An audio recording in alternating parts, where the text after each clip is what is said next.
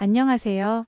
여러분이 꼭 알아야 할 북한의 진실을 생생하게 전달하는 평양정보통입니다. 오늘 여러분께 전해드릴 이야기는 북한 최고 권력층의 비밀을 우연히 알게 된 39호실 간부 최성진과 그의 가족이 펼친 목숨을 건 탈북의 기록입니다. 저는 북한 노동당 39호실에서 김정은 패밀리의 비자금을 관리했던 최성진입니다. 북한에서는 단 한마디조차 할 수 없었던 너무나 위험한 진실을 가지고 여러분 앞에 섰습니다. 제가 겪었던 공포와 절망의 순간들, 생사의 갈림길을 넘나든 그 위험천만한 탈출 과정을 지금부터 생생히 들려드리겠습니다. 지금도 북한에서 벌어지고 있는 비밀스러운 암투와 충격적인 현실을 이제 함께 마주하시죠. 그럼 지금 바로 시작하겠습니다. 저는 북한에서도 손꼽히는 조선노동당 39호실 금고지기 간부였습니다. 김정은 국무위원장 일가의 비밀 자금 관리와 해외 거래를 직접 담당하는 자리였죠. 권력과 돈이 넘쳐나는 환경 속에서 평양의 초고층 아파트와 호화로운 식사, 해외에서 들여온 고급 의류까지 일반 주민들은 상상도 못할 삶을 살았죠. 하지만 늘 긴장감 속에 살았습니다. 제가 맡은 임무는 사소한 실수라도 용납되지 않았거든요. 김 씨 일가의 돈을 관리하는 일은 언제나 위험을 수반했습니다. 제 목숨과 가족의 안위를 지키기 위해 늘 긴장하고 또 조심해야 했죠. 그러던 어느 날 내부에서 이상한 소문이 돌기 시작했어요. 김주애가 사라졌답니다. 처음엔 단순히 건강 문제로 공식 석상에 안 나온 거라 생각했죠. 하지만 시간이 지날수록 국가보위성 분위기가 심상치 않게 돌아가기 시작했습니다. 동료 간부들 사이에서도 흉흉한 소문이 흘러나왔어요. 바로 김정은 위원장과 김여정 부부장 남매 사이에 심각한 갈등이 있다는 얘기였죠. 제가 위치한 자리 덕에 은밀한 정보들에 접근할 수 있었습니다. 가까운 동료를 통해 조심스럽게 확인한 정보는 정말 충격적이었어요. 권력 다툼이 심각해지면서 김주애의 존재가 중요한 변수로 작용했다는 겁니다. 김정은 위원장은 딸을 후계자로 내세우려 했지만 김여정에게는 큰 위협이 되었던 겁니다.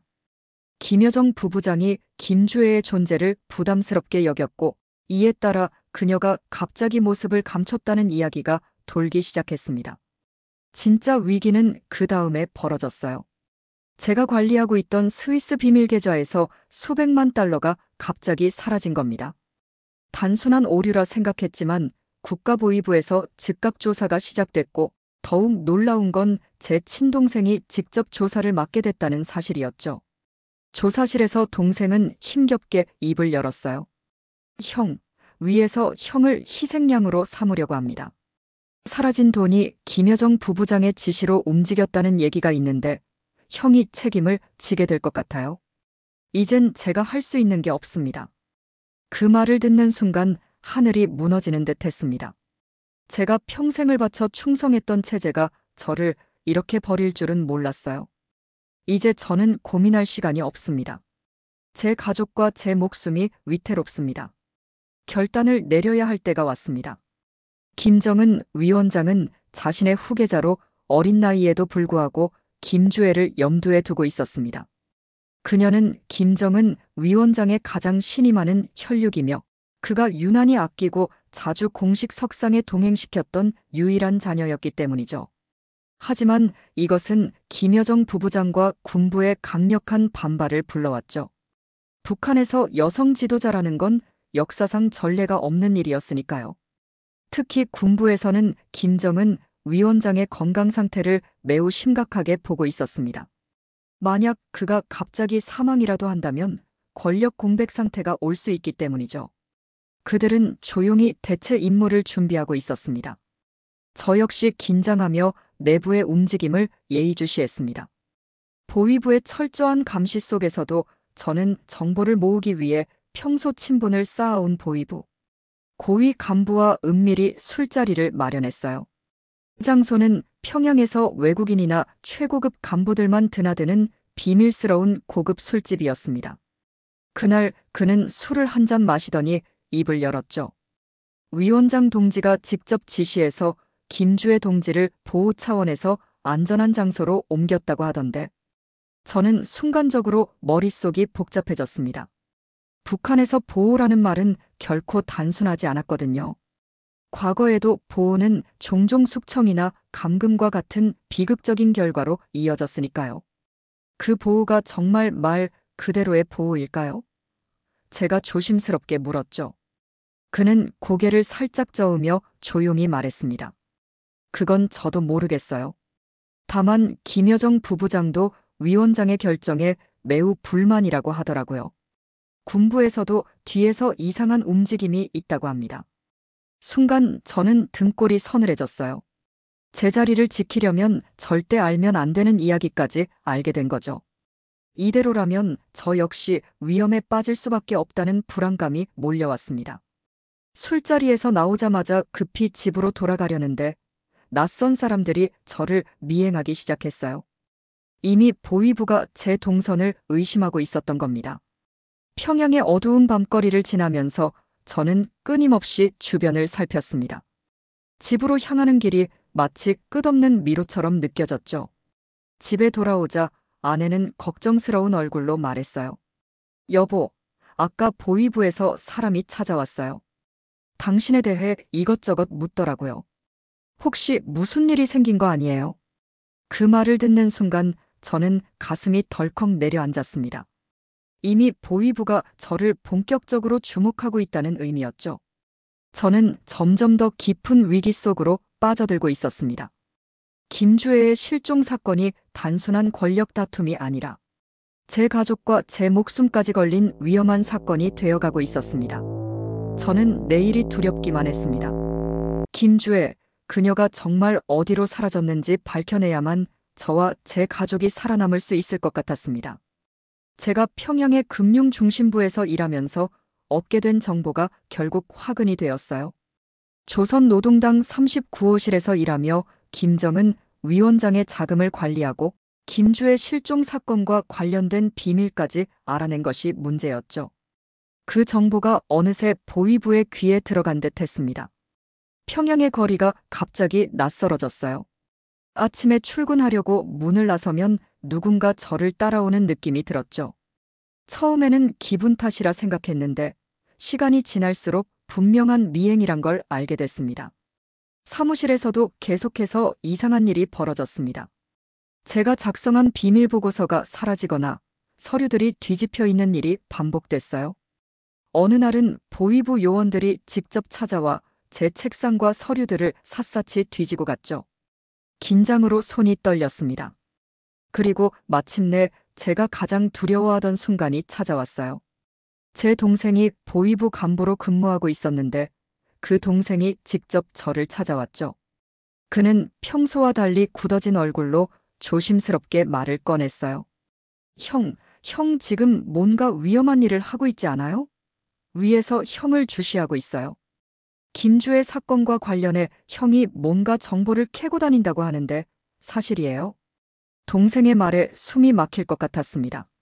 저는 즉각 부인했지만 북한에서 이런 질문을 받는다는 건 이미 숙청의 대상이 되었음을 의미했죠. 저를 제거하려는 움직임이 분명히 시작된 겁니다. 그날 밤 집에 돌아온 저를 아내가 걱정스러운 얼굴로 맞이했어요. 보위부에서 당신을 찾았어요. 당신에 대해서 여러 가지를 물었는데 혹시 무슨 일이 있나요? 아내의 말에 온몸이 얼어붙는 느낌이었습니다. 이미 제 주변 모두가 위험에 빠져 있었죠. 가족까지 위협받는 상황에서 저는 선택의 기로에 서 있었습니다. 이대로 가만히 있다가 숙청을 당할 것인가 아니면 살아남기 위해 모든 걸 걸고 탈출을 시도할 것인가. 제가 믿을 수 있는 사람은 이제 단 한 명뿐이었어요. 대학 시절 절친했던 친구이자 지금은 중국과의 비밀 무역을 담당하는 박철민이었습니다. 그를 만나야 했죠. 철민아, 나 좀 도와줘야겠어. 조심스럽게 부탁하자 철민은 심각한 얼굴로 작은 쪽지 하나를 건넸습니다. 이 사람에게 찾아가 봐. 중국으로 빠져나갈 방법을 알려줄 수 있을지도 몰라. 하지만 걸리면 끝장이야. 쪽지를 받아든 순간 제 운명이 완전히 바뀌고 있다는 걸 직감했습니다. 이제 생존을 위해 위험한 도박을 해야만 하는 상황에 놓였습니다. 그때부터 제 일상은 생사의 기로 위에 서 있었습니다. 저는 오랫동안 김정은 위원장과 그 가족을 위해 헌신하며 살아왔습니다. 하지만 이제는 더 이상 충성심만으로 살아남을 수 없다는 현실을 깨달았죠. 최근의 사건들로 저는 완전히 보위부의 감시 대상이 되었고 제 목숨은 바람 앞에 등불처럼 위태로웠습니다.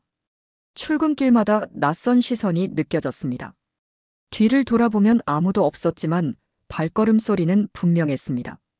가족들마저 불안에 떨기 시작했습니다. 시간이 없었습니다.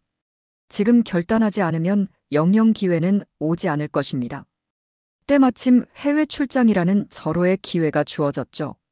중국으로의 출장길은 제가 북한을 떠날 수 있는 마지막 기회였습니다. 하지만 문제가 있었죠. 저 혼자만 탈북하는 것이 아니라 가족까지 무사히 탈출시키는 일이었습니다. 출국 당일 아침 평양 순안국제공항의 출국 심사대에 섰을 때 저는 마음을 진정시키려 애썼습니다. 하지만 얼마 지나지 않아 2명의 보위부 요원이 저에게 다가왔죠. 그들의 날카로운 눈빛이 저를 압박했습니다. 최성진 동무, 잠시 서류를 확인하겠습니다. 최근 동무가 다룬 자금 흐름에 이상한 점이 발견됐습니다. 순간 심장이 멈추는 듯 했습니다. 저는 애써 평정을 유지하며 준비했던 서류를 건넸어요. 이미 몇 차례의 검열에 대비해 완벽히 준비한 서류들이었지만 보위부의 의심을 피하기에는 부족했죠. 그들은 한참이나 서류를 뒤적이더니 의심의 눈초리를 거두지 않았습니다. 동무의 가족들도 이번에 함께 출국하는 이유가 뭡니까? 순간 등골에 식은땀이 흘렀습니다. 저는 차분한 목소리로 대답했어요. 이번 출장은 장기 출장이라 가족들과 함께 가기로 했습니다. 승인된 사항입니다. 보위부 요원은 서류를 넘기며 나를 노려봤다. 몇 초가 몇 시간처럼 느껴졌다. 심장이 요동쳤다. 들켰나? 숨을 삼켰다. 서류를 돌려받았지만 요원의 싸늘한 눈빛이 내 등을 따라왔다. 무사히 공항을 나서기 전까지 긴장을 늦출 수 없었습니다. 알겠습니다. 동무가 돌아오면 반드시 다시 한번 소환 조사를 받을 겁니다. 다행히 그 순간은 넘겼지만 진짜 문제는 이제부터였죠. 중국에 도착하자마자 저는 미리 연락해둔 탈북 브로커를 만나기로 했습니다. 그러나 브로커는 약속 장소에 나타나지 않았고 연락마저 두절됐어요. 머릿속이 하얗게 변했습니다. 벌써 북한의 손길이 중국까지 뻗쳤을지도 모른다는 불안감이 엄습했죠. 이제 저는 가족을 데리고 아무런 준비도 없이 낯선 중국 땅에서 탈북을 위한 싸움을 시작해야 했습니다. 이것이 우리의 마지막 기회였고 실패한다면 모든 게 끝이었습니다. 중국의 밤거리를 헤매면서 저는 한 가지를 깨달았죠. 지금까지 살았던 화려한 삶은 사라지고 앞으로는 오직 생존을 위한 치열한 싸움만이 기다리고 있다는 사실이었습니다. 저는 중국에 도착한 순간부터 상황이 생각보다 심각하다는 것을 깨달았습니다.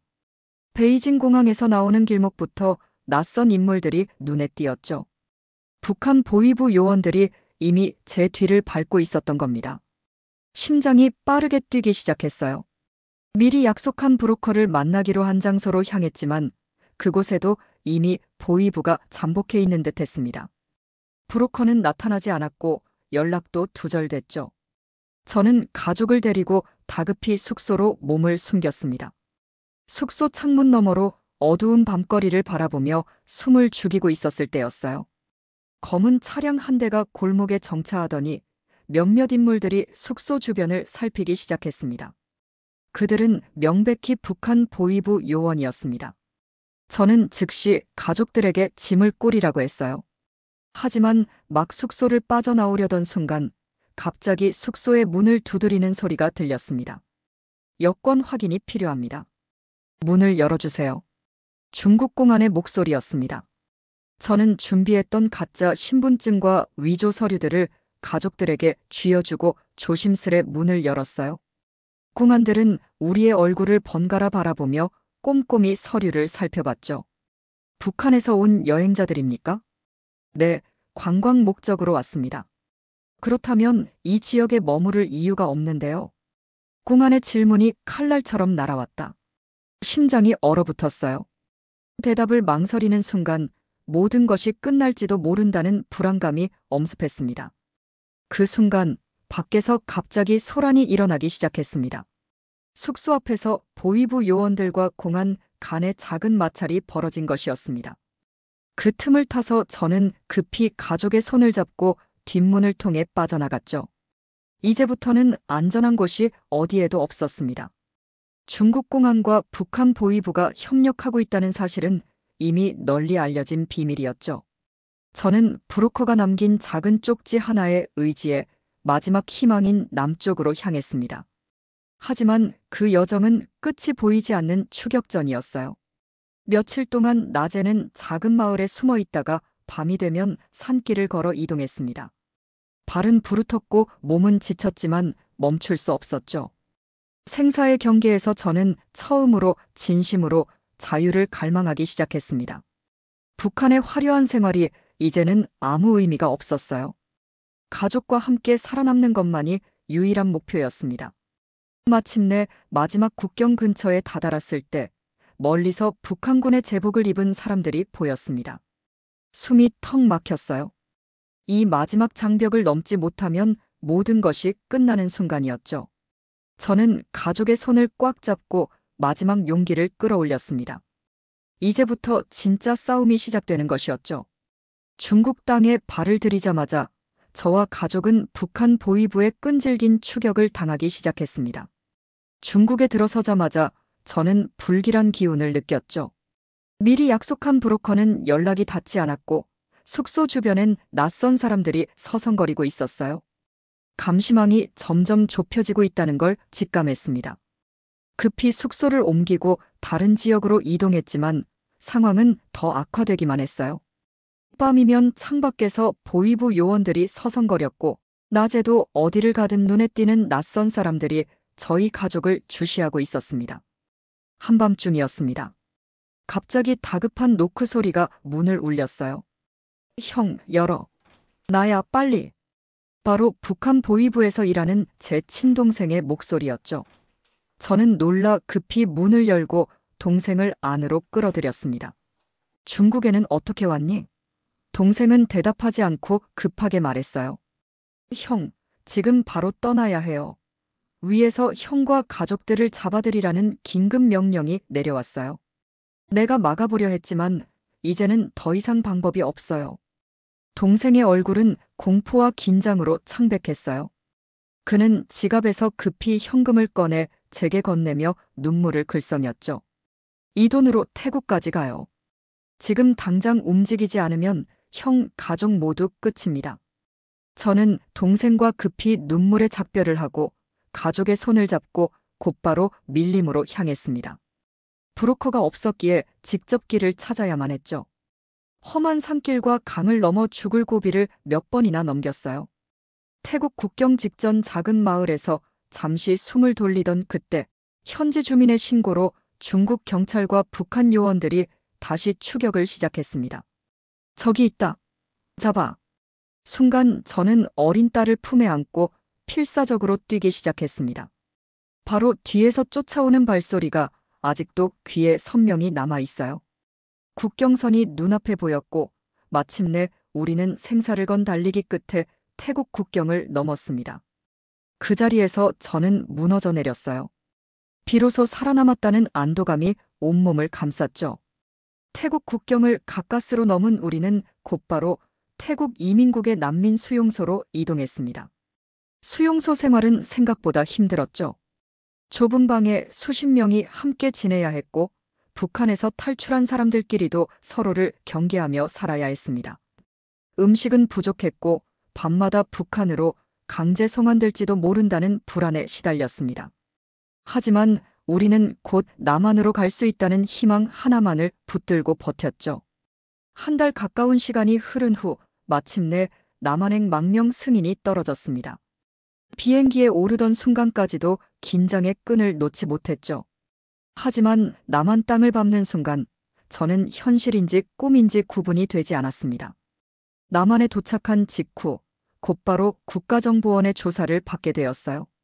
조사실은 편안한 분위기였지만 저는 여전히 긴장을 풀 수 없었습니다. 조사관의 차분한 질문이 시작되자 저는 조금씩 입을 열기 시작했죠. 저는 북한 노동당 39호실에서 김정은 위원장 일가의 비자금을 관리하는 일을 맡았습니다. 그런데 어느 날 갑자기 제가 관리하던 거액의 자금 일부가 사라졌고 그 시기와 정확히 일치하게 김정은 위원장의 딸 김주애도 공식 석상에서 자취를 감췄습니다. 이것이 단순한 우연일 리가 없습니다. 조사관들은 진지하게 제 말을 듣고 있었어요. 당시 김정은 위원장은 딸 김주애를 자신의 후계자로 내세우려고 했지만 김여정 부부장과 군부의 반발이 너무 심했습니다. 결국 김정은 위원장은 딸의 안전을 위해 비밀리에 해외로 보냈거나 국내의 비밀스러운 장소에 숨겼을 가능성이 큽니다. 이 정보를 알게 된 제가 바로 숙청에 타깃이 된 이유입니다. 저는 남한에서 자유롭게 진실을 밝힐 수 있다는 사실에 안도감을 느끼면서도 북한에서 겪은 위협과 추격의 기억에 몸서리쳤습니다. 조사를 받으면서 북한에서 있었던 권력 싸움과 숙청 위기, 중국과 태국을 거치는 탈출 과정에서 겪었던 위험했던 순간들을 모두 이야기했죠. 조사가 끝날 무렵 저는 조사관에게 진심을 담아 말했습니다. 지금 이 순간에도 북한에서는 나처럼 공포에 떨며 살아가는 이들이 많습니다. 그들은 숙청의 대상이 될까 두려워하며 침묵하고 있습니다. 나와 같은 결말을 맞지 않기 위해 그들은 오늘도 입을 다뭅니다. 제가 밝힌 이 진실이 북한 주민들에게 작은 희망이 되길 바랍니다. 조사관은 제 손을 잡으며 진지하게 고개를 끄덕였죠. 이제부터 저는 북한에서 말하지 못했던 진실을 세상에 알리고자 하는 사명감을 느꼈습니다. 그 진실이 북한 주민들에게 자유를 가져다 줄 수 있다고 믿기 때문이었죠. 남한에서의 생활은 생각했던 것보다 훨씬 평화롭고 자유로웠습니다. 매일 아침 창문을 열면 맑은 하늘과 아이들의 웃음소리, 거리에서 사람들의 자유로운 대화가 들려왔습니다. 북한에서는 상상조차 하지 못했던 일상이었죠. 시장에서는 누구의 눈치도 보지 않고 마음껏 물건을 고를 수 있었고, 저녁이면 가족과 함께 마음 편히 TV를 보며 하루를 마무리했습니다. 처음에는 이런 사소한 일상조차 믿기지 않을 정도로 놀라웠습니다. 하지만 그 평화로운 일상이 계속될수록 북한에 두고 온 사람들이 더 생각났어요. 그들 중에서도 가장 마음이 아픈 건 동생이었습니다.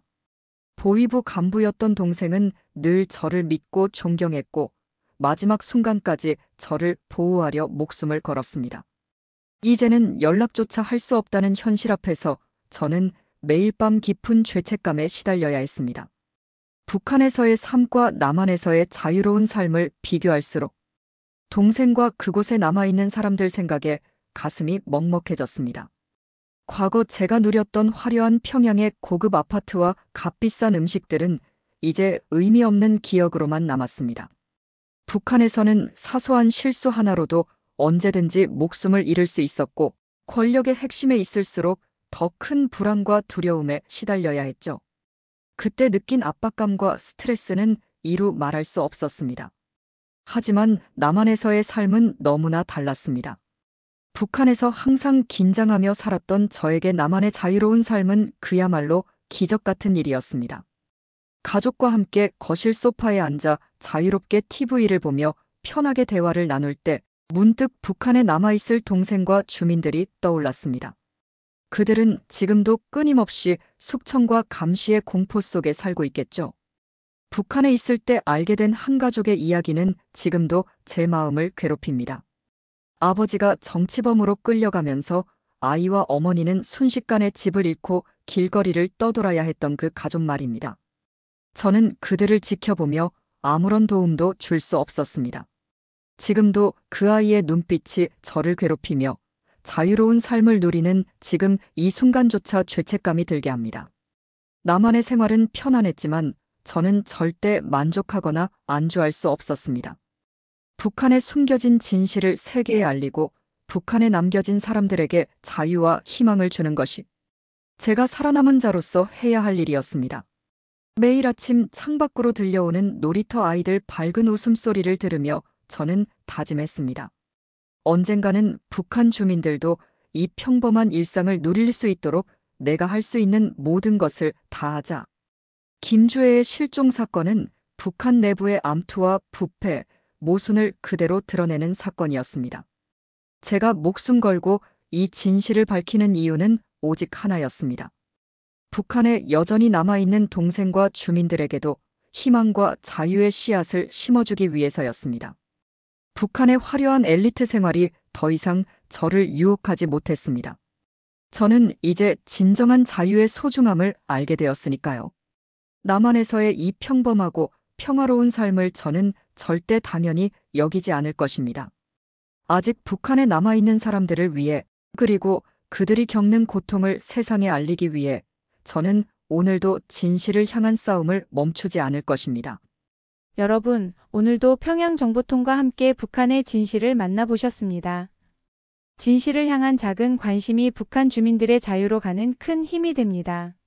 이 영상이 의미 있었다면 주변 지인들과 꼭 공유해 주시고 구독과 좋아요, 알림 설정으로 북한의 희망의 씨앗을 뿌려주세요. 다음에도 흥미로운 이야기를 들고 돌아오겠습니다. 감사합니다. 다음에 또 만나요.